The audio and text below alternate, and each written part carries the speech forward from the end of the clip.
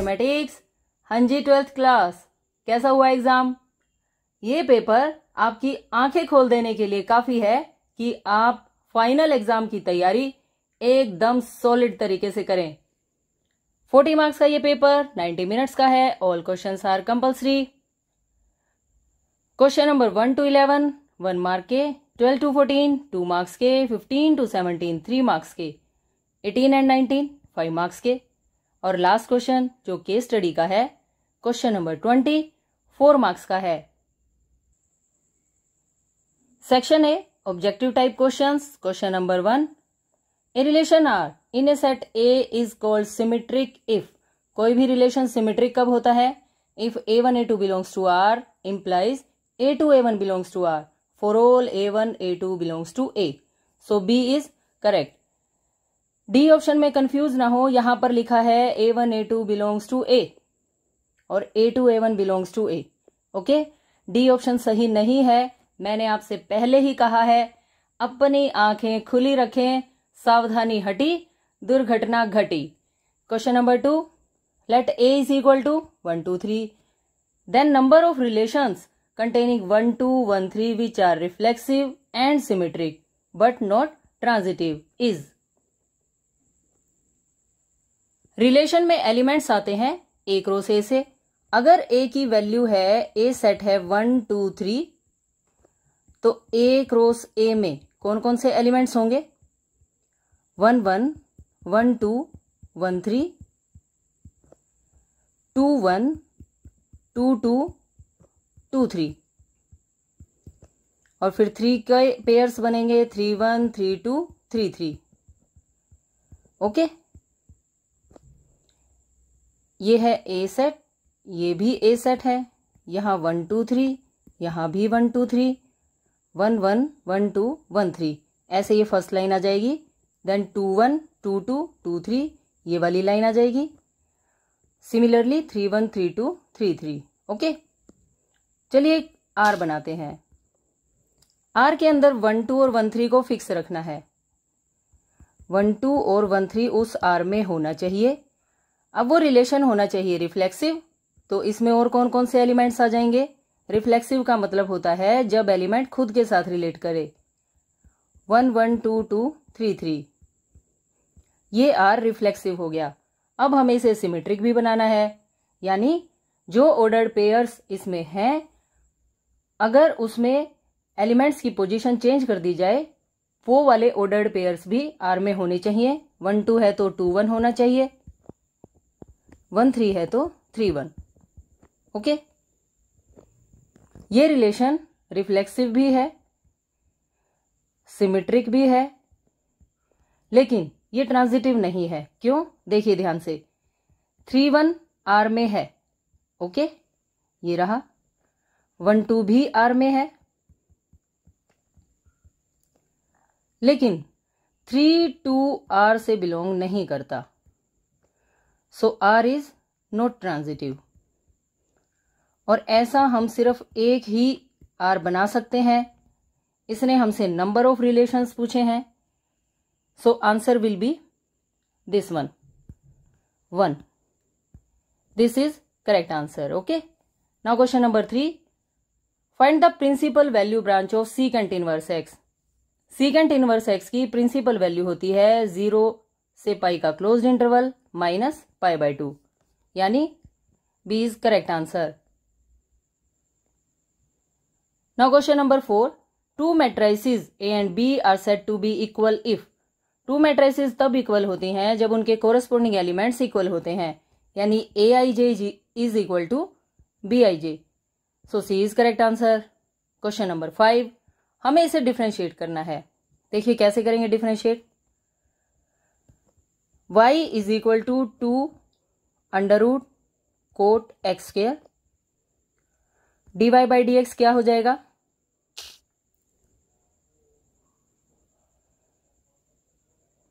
dy/dx के लिए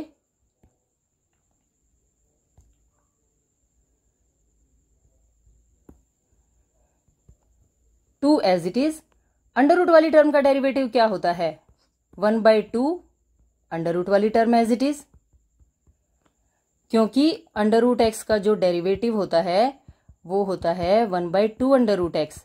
किसी भी स्क्वायर रूट वाली टर्म का अगर आपको डेरिवेटिव करना पड़ जाए तो आप 1/2 लिखें और उस स्टेटमेंट को एज इट इज लिख दें। यहां मैंने 1/2 लिखा और इस स्टेटमेंट को एज इट इज लिख दिया। अब आप इस अंडर रूट को छुपा लें। ओके, कोट का डेरिवेटिव क्या होता है? Minus cosecant square x. यहां पर एक्स स्क्वायर है तो एक्स स्क्वायर आ जाएगा। अब इस कोट को भी गायब कर दें। एक्स स्क्वायर का डेरिवेटिव क्या होता है? 2x। ओके, इस 2 से ये 2 कैंसिल हो जाएगा और हमारे पास टर्म बचेगी -2, ये माइनस ये 2x cosecant square x square divided by under root cot x square. लेकिन हमारे पास जो ऑप्शंस गिवन हैं उसमें साइन और कोस वाली टर्म्स आई हुई हैं, तो चलिए हम इन्हें चेंज कर लेते हैं। -2x कोसिकेंट स्क्वायर को आप क्या लिख सकते हैं? 1/sin square, 1/sin square x square. Denominator में जो ये अंडर रूट वाली टर्म है इसे लिखने के लिए हम इसे चेंज करेंगे कोस x square upon sine x square में। अंडरस्टैंड? अब हमें बिल्कुल आप आराम से क्वेश्चन कीजिए ताकि कोई भी मिस्टेक ना हो। 1/sin square x square, divide के नीचे जब भी डिवाइड का साइन होता है तो रेसिप्रोकल हो जाता है। ये अंडर रूट आप इन दोनों टर्म्स पर लगाइए और रेसिप्रोकल कर दीजिए। साइन एक्स स्क्वायर का under root divided by cos x square का अंडर रूट। अभी भी हमारा कोई भी आंसर मैच नहीं हो रहा, तो अब हम क्या करेंगे? हम इसको रेशनलाइज करेंगे, यानी साइन एक्स स्क्वायर से मल्टीप्लाई और साइन एक्स स्क्वायर से डिवाइड। अभी आपको पता चल जाएगा कि हमने ये क्यों किया। -2x एज इट इज, जब आपने इन दोनों टर्म्स की मल्टीप्लाई की तो अंडर रूट गायब हो जाएगा, यानी आएगा sign x square divided by sine square x square, ये वाली टर्म एज इट इज, और ये इन दोनों टर्म्स के ऊपर अंडर रूट लगा है तो मैं एक सिंगल अंडर रूट बना देती हूं और इसे लिख देती हूं साइन एक्स स्क्वायर कोस एक्स स्क्वायर। ओके, आंसर्स में देखिए अंडर रूट 2 आया हुआ है, लेकिन अभी तक हमारे पास कहीं भी अंडर रूट 2 नहीं है और अंडर रूट के अंदर साइन एक्स स्क्वायर जैसी टर्म भी है। तो इसके लिए आपको क्या करना है? इस अंडर रूट के अंदर 2 से मल्टीप्लाई और 2 से डिवाइड। ओके, ये कंप्लीट अंडर रूट है। साइन 2x का क्या रूल होता है? 2 sin x cos x, ये रूल आपको यहां अप्लाई करना है। 2 sin x square cos x square, अगर यहां पर x स्क्वायर हो जाएगा तो रूल किसका बन जाएगा? sin 2x स्क्वायर का। और इस 2 के ऊपर जब अंडर रूट लगेगा तो वो अलग आ जाएगा।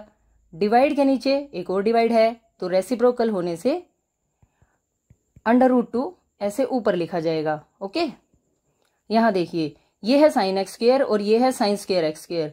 ये कंप्लीट टर्म इसकी एक पावर को लेस कर देगी, यानी यहां पर बचेगा sine x square. Okay, under root के अंदर ये 2 जा चुका है न्यूमरेटर में, इसकी जगह आपने ये फॉर्मूला लगाया तो ये बन जाएगा साइन 2x स्क्वायर ऐसे। ओके, तो अब हम आंसर मैच करते हैं, देखते हैं कि कौन सा ऑप्शन सही होगा। देखिए ये ऑप्शंस हैं आपके पास, -2 under root 2x sine x square और अंडर रूट के अंदर ये वाली टर्म, ये यहां मैच हो रहा है। So A is correct answer. Okay, now next question, a particle moves along the curve this, find the points on the curve at which the y coordinate is changing 8 times as fast as x coordinate।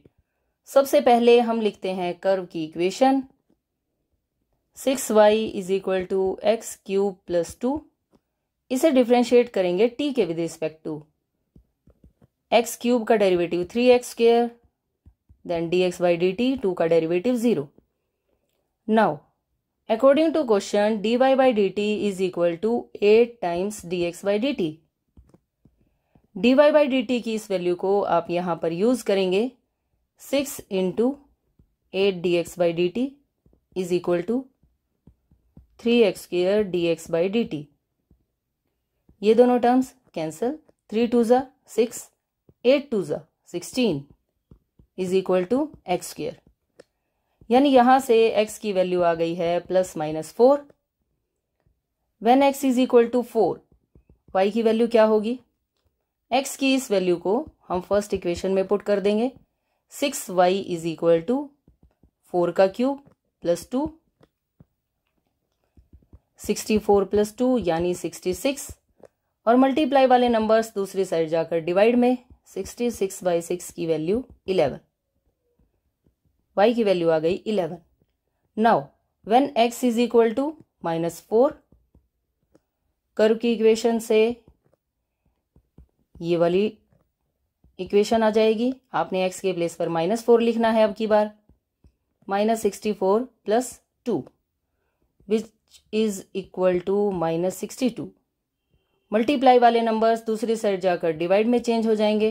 2 3 ज़ा 6, 2 1 ज़ा 2 3 ज़ा, यानी y की value आ गई -31/3। Okay, so points will be, जब आपने x को 4 लिया तो y आया 11 यानी 4 11।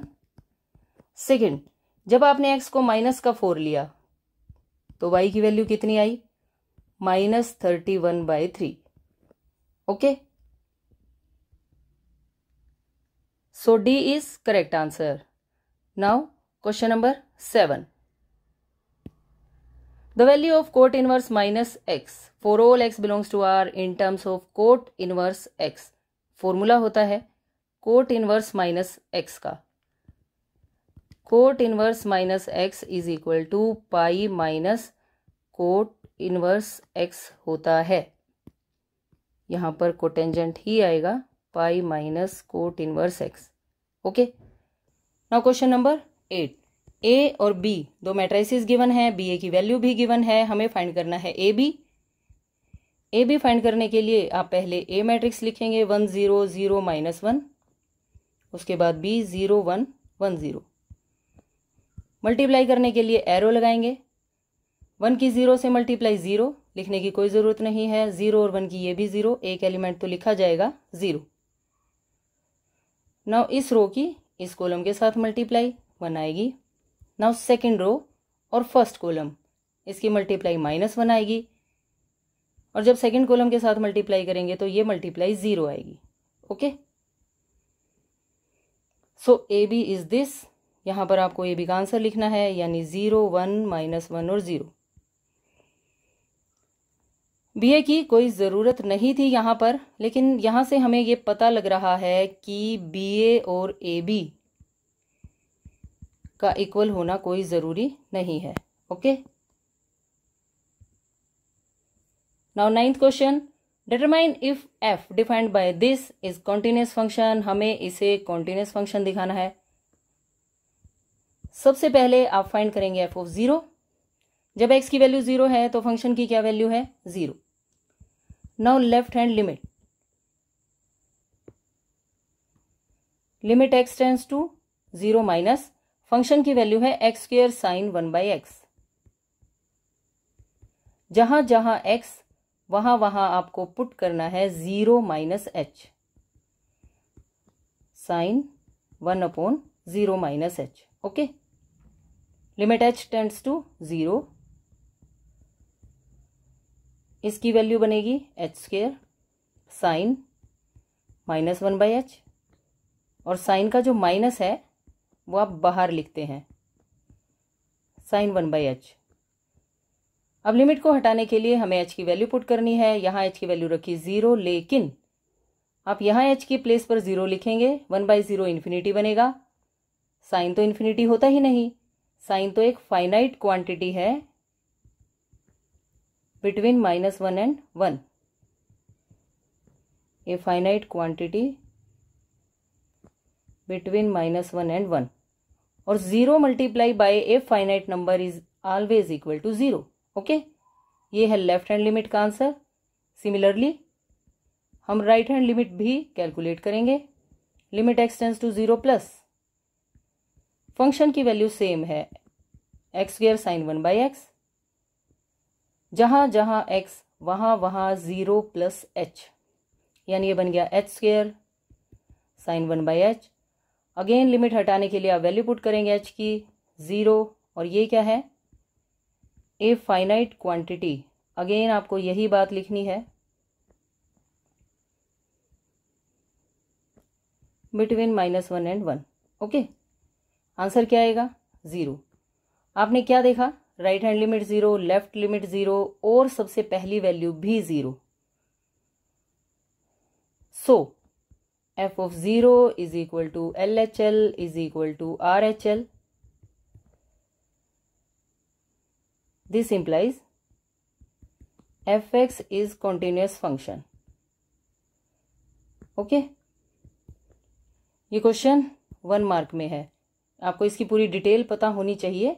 ये क्वेश्चन आप ऐसे लिखेंगे। Okay, now question number 10 differentiation है। y is equal to 2 raise to power cos square x का a raise to power x का डिफरेंशिएशन क्या होता है, a raise to power x into logarithm a। Okay, अगर आप इसका डेरिवेटिव करेंगे तो ये आएगा। यहाँ हम डेरिवेटिव करते हैं, dy by D x is equal to 2 raise to power cos square x as it is into में लोगरिथम 2।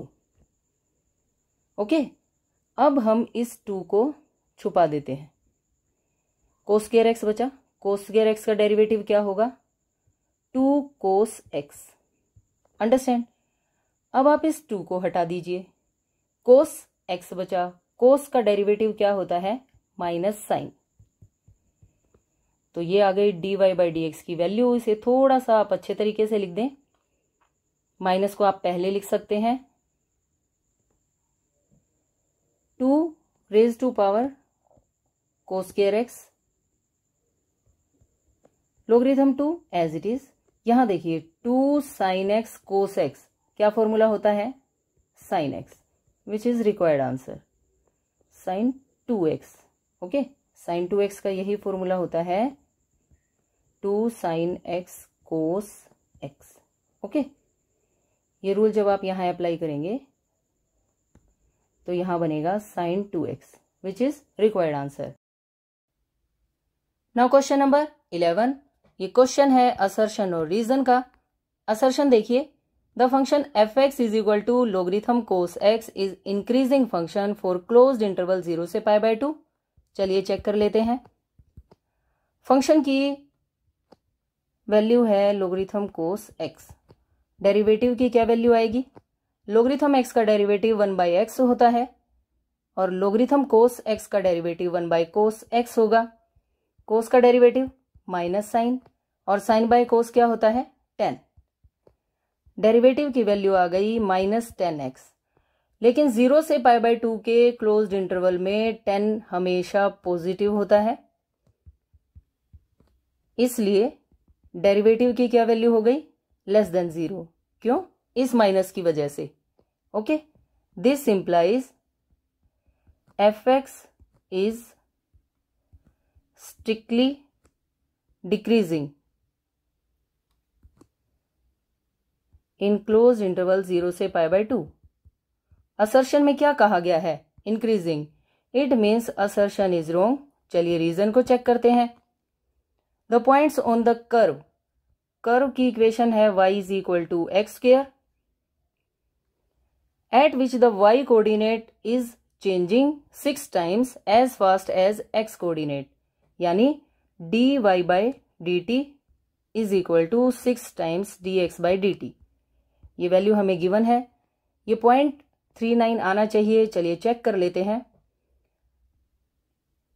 कर्व की इक्वेशन को आप t के विद रिस्पेक्ट टू डिफरेंशिएट करें, dy by D T is equal to 2x dx by D T. Okay, dy by D T की इस value को आप यहां पुट कर देंगे, 6 dx by D T is equal to 2x dx by D T. ये दोनों terms cancel, 2 इस 6 को 3 पर कैंसिल कर देगा। इट मीन्स x की वैल्यू क्या आ गई 3। x की इस वैल्यू को आप फर्स्ट इक्वेशन में पुट कर देंगे तो y की वैल्यू आ जाएगी।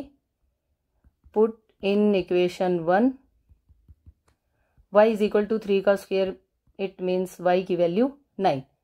सो पॉइंट विल बी 3, 9 और रीजन में भी यही कहा गया है 3, 9। It means reason is correct, A is false and R is true, so D is correct answer. Okay, इसी के साथ सेक्शन A कंप्लीट हो गया है।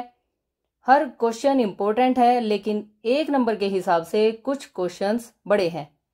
कोई बात नहीं, आप अपनी तैयारी एकदम सॉलिड रखिए। चैनल को सब्सक्राइब करना बिल्कुल ना भूलें और इस पेपर के पार्ट 2 के लिए रेडी रहें। Thanks for watching, bye bye, take care.